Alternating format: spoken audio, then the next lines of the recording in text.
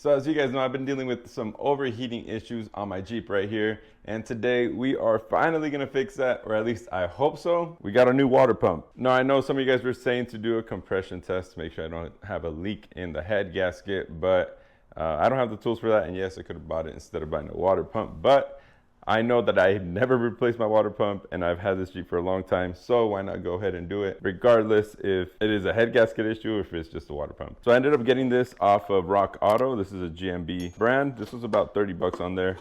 And I also got a new radiator cap just to put a new one on there because it was cheap and why not do it, right? So we got the water pump here. It comes with the gasket as well. And the reason I went with the GMB brand is because this is like that Napa one that they sell on at Napa. It's like 90 bucks though. So on Rock Auto it's $30 and it has that metal propeller instead of a plastic one. And like I said, I know some of you guys were telling me different tips on how to check it. And ultimately I ended up getting the water pump just because I know I've never changed it. And when I did the head gasket job years ago on my Jeep, I did not put a new one in. So let's go ahead, open up the hood and start digging in. So coming in here, we could see this right here is where the water pump is at. It's right in the middle. The fan shroud definitely is in the way. So we're gonna go ahead and remove that. But first we gotta drain it. At the bottom of the radiator, there should be a drain, or you could take off the lower coolant hose. But before I do that, I'm gonna lay down one of these Harbor Freight blankets because coolant will get everywhere. And I have to ask a huge favor from you guys. So YouTube recently changed the way that their layout is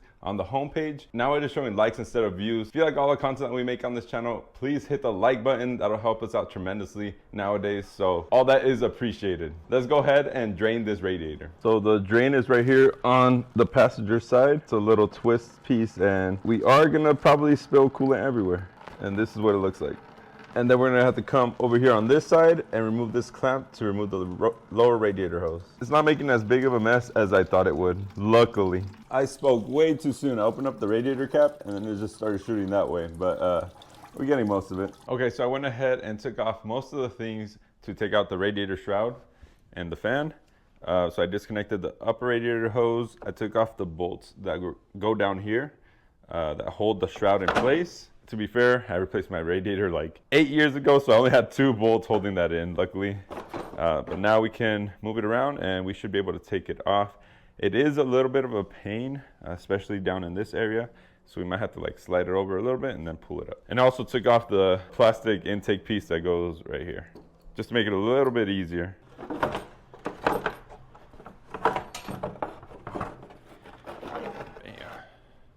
All right, cool. Now we got a ton more room. This is way nicer. Here's that razor that I had lost the other day. That's funny. So I'm looking at this radiator and I'm noticing there's some corrosion on the side right there. So I'm curious if I had a leak in the radiator maybe? Interesting. Like if I do have a leak, right now is the time to change it out. I don't know, let me figure it out. So I want you to see here in this corner, it looks like it's a little wet and it's causing a drip to go down. I never noticed a drip with the Jeep parked outside, so I think it's just something slow.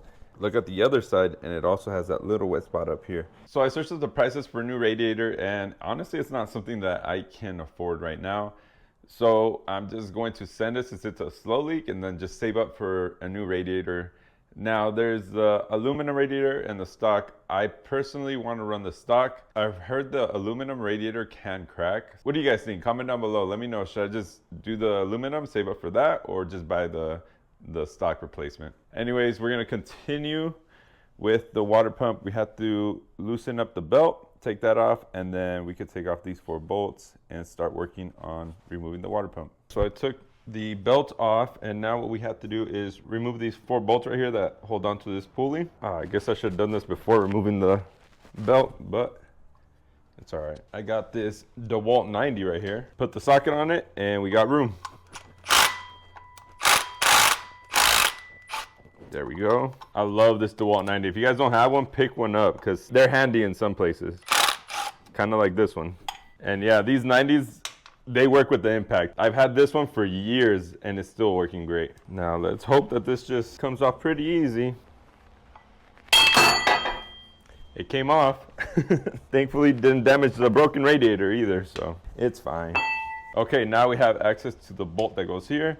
We got this one right here, one down here, and there should be another one at the bottom. Actually, before I take that off, I'm gonna remove the heater hoses and drain those first. So grab it and twist it first, and then they should pop off.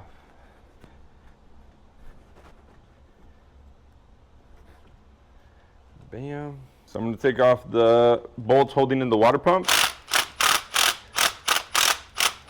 So I'm gonna take off the idler pulley because that's in the way of the coolant hose here that goes towards the heater core. I think all the, oh, there's one more bolt on the bottom. Okay, a 14. There we go. Bam, now we got room. So I'm gonna pull this off, or try to at least. Hey, good thing we put buckets down there. Nice. And since we're here, I'm gonna try to flush out some of the areas for the coolant, just to clean out in case there's any debris. I'm not gonna do a perfect job, but just to clean anything out. So I have a bucket below. I'm gonna start off with trying to get the radiator.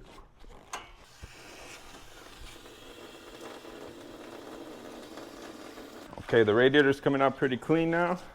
I'm gonna put some in through here too, actually. Oh, there it is. I guess there was some gunk in the radiator. Now, I don't know if it'll clean out where the thermostat's at, but we're gonna try to. Probably not. I didn't think so since the thermostat's still in there. I don't plan on taking that out.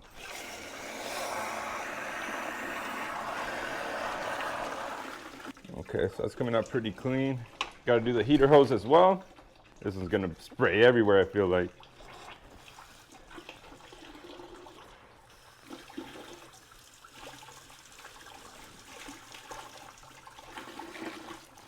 Okay, that's coming out clear.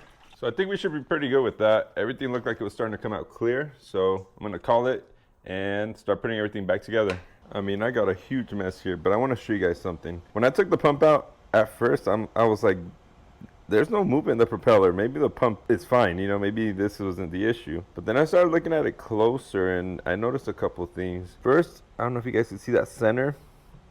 The plastic looks like it is breaking off a little bit on the center piece. It still spins pretty freely. What I did notice is if you look where the plastic and the metal touch, it's scored right there. It looks like the plastic was touching and maybe that was causing some friction, so this is not turning as good when it's in there. I'm not sure. But I hit up my friend Steven, who had a similar issue with the overheating and stuff. And he said his seemed fine as well, but he also had those scored marks. And once he replaced the water pump from this one to the metal propellers, that it was fine. So I'm hoping that's the case here. I already got the tube on it, so we're gonna put it back together. One thing I noticed is this one is a little bit more stiff when I turn it. It doesn't just spin compared to this one. It's not something I'm worried about, but just thought I'd mention that in the video. So it's time to put it all back together. Pretty simple stuff. I'm gonna start with the water pump and then move on to the pulley, connect the heater hoses, and just putting everything back together. Not that hard.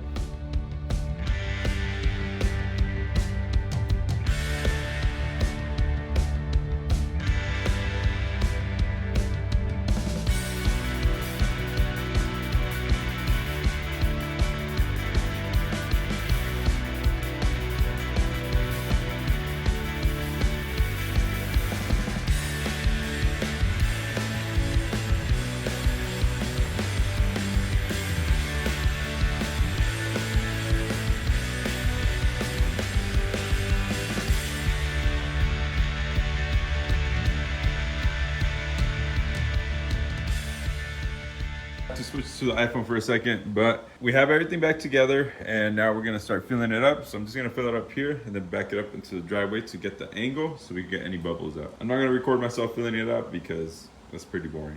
But what I did get is I got the O'Reilly's antifreeze coolant. This is the cheap stuff and some distilled water. And yeah, let's go ahead and fill it up. Filled up a gallon, so just check underneath, make sure you're not leaking anywhere, and then keep filling it up. Okay, so I just drove home and most of the way it was under that line. Just right now it got to that line, so it is still overheating, but it is definitely running better. I was driving home 108 degrees about 25 minutes with the AC on. Before I wouldn't be able to do that. I'd be able to go 10 minutes and then I'd have to turn off the AC because it would start getting hotter than that. But I didn't see it past that line, but there's definitely still something else wrong with it.